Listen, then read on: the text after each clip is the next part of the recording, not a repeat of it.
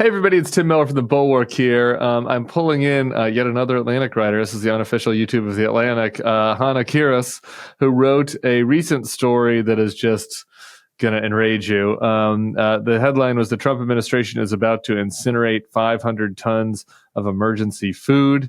And I guess in the meantime, since you read it, it seems like that's basically happened, huh? Why don't you tell people the story? Yeah, so the food, the 500 tons has all, it's expired at this point. It's past its shelf life. And where my reporting left off, my sources told me that the U.S. had agreed to pay over $100,000 to incinerate this food. But whether it's actually been, they told me that it was on its way to the incinerator. But that's efficiency right there. So we paid, what was it? What did you say, about $800,000? $800,000, yeah. And now we're paying another $100,000 to get rid of it. You can that's Doge in action. So anyway, tell us, just walk you through the origins of this. We're talking specifically about these biscuits, I guess, and what it is and kind of how this sort of saga came to be.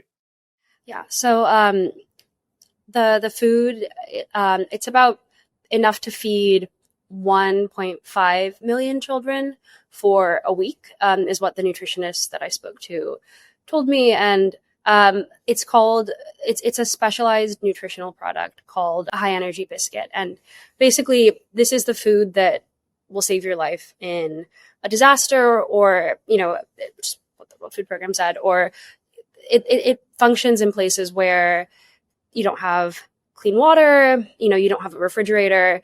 If there's a natural disaster that's happened, or if a war is broken out, this is, you hand this packet to someone and it contains all the nutrients that a child under the age of 5 needs. So these biscuits were meant to go to children in Afghanistan and Pakistan.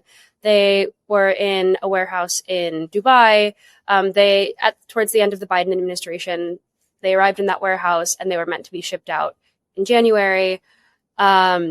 And then the Trump administration didn't do that. Some of the sources that I spoke to said that they were giving weekly reminders, hey, this food is going to spoil. We won't be able to ship it. It'll either be turned into animal feed or incinerated. And we've now reached the point where the food is past where the UAE will even turn it into animal feed. And is this the food that is this produced here? So the actual product? So here being America? I believe not. So there's high energy biscuits are one thing, and then there's another product called Plumpy Nut, and that's right. That's what I was thinking of. That's a nutritional paste. It sort of looks like a packet of salad dressing, and if you give a kid that's severely malnourished that for about 6 to 8 weeks, they go from being on the brink of death to being playful, responsive again. And so for the story, I also spoke to the two CEOs that make that product in America. And they said that they have about 500,000 boxes of that product that the US has also already paid for, but seems confused about how to ship.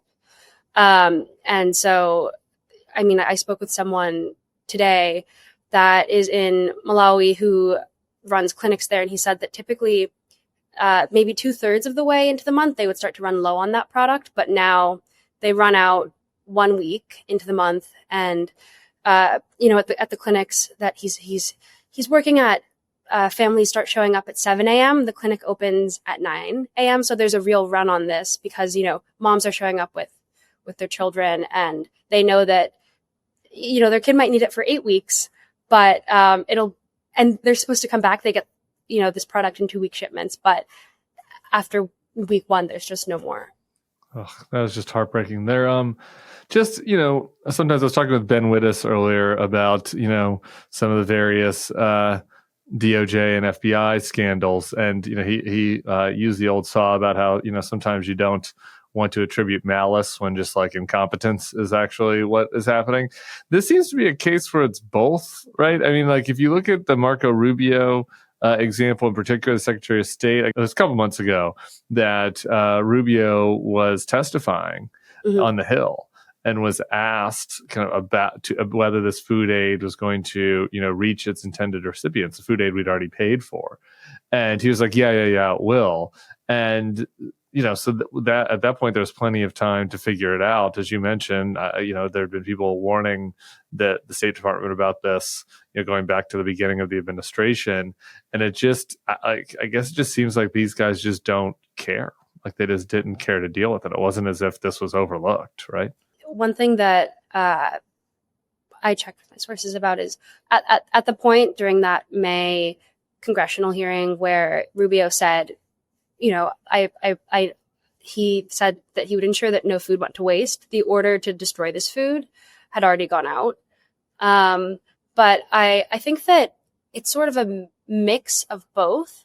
One of the sources that I spoke to said that, the food was meant for Afghanistan and Pakistan, and the staff within USAID got the sense that that was a complete political non-starter. So that the administration just would not send food to children there. And then they said that they, proposed rerouting it. Maybe it could go to Sudan, Somalia is very close to where this food was in Dubai, and that the administration seemed to struggle logistically, basically at this point. So it's unclear whether, USAID had a staff of about 13,000. And a lot of those people were supply chain experts with decades of experience, and getting food into a war zone can sort of be like, it's like rolling a strike, Yeah. but, while everything's on fire. So, it's unclear whether the State Department now has the logistical capacity to get this stuff where it needs to go. When you talk to folks, like, you mentioned you talk to the CEOs of the Plumpy Nut, and obviously you're talking to sources for the story who are aware. And what do people say about how, like, this gap is going to be filled? And America just played such an important role, but both with funding, but also logistics. And if the Trump administration has just decided we're no longer going to be in the business of helping the world's poor, and kids throughout the world. I mean, I just did another video on how they've cut the funding to UNICEF, completely random. That isn't finished yet. That's happening as we're kind of talking. Those votes are going through Congress. But if we just completely abdicate our role there, can it be filled? Like, are other people going to be able to step up? I mean, what are you kind of hearing from people in that world? I mean, so the Gates Foundation is planning on spending its money down, trying to fill this gap, but they have said that they can't do it, and I think it's very hard. Private philanthropy just can't do what the might of a national government deciding that it wants to eradicate starvation can. And so, since 2000, the number of children that die before they reach kindergarten has been halved. And this coming year is the first year where experts project that number will increase rather than decrease. And, I think that it's not as if I think that people are trying to be very creative. A lot of, I've been tracking what different national governments in Africa and in Southeast Asia are planning on doing. But it seems like what's happening now is sort of a triage of life, where these NGOs and these national governments are like, okay, well, the rug was pulled out from under us. Who can we save? And where are we really going to prioritize? Oh, devastating. Well, is there anything else that jumped out to you in your reporting? Any interesting anecdotes or anything I didn't ask you about that's worth sharing? I guess two things. One thing that struck me is that all of this food was branded already. And what that means is that on these packets of biscuits, it says underneath an American flag, this product is a gift from the American people.